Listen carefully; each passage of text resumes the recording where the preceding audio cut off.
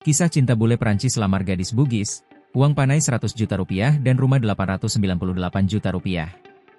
Pria asal Prancis Chris Clarac, 37, akan mempersunting gadis asal Kabupaten Sinjai, Sulawesi Selatan, Hesti Febrianti, 26.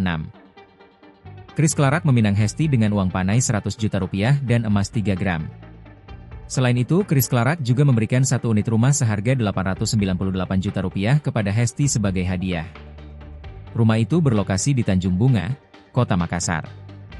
Sudah lamaran pada Juni 2025, kata Lurah Bongki, Andi Abdul Waris kepada Tribun Timur, Kamis, 6 November 2025. Proses pernikahan Chris Clarac dan Hesti akan dilangsungkan pada 9 November 2025 di rumah Hesti di Kelurahan Bongki.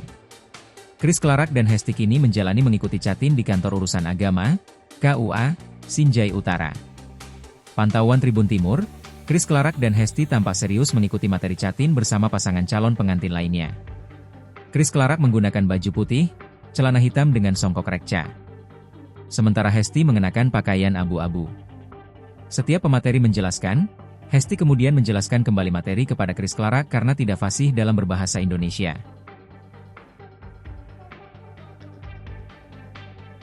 Download Tribun X sekarang, menghadirkan lokal menjadi Indonesia.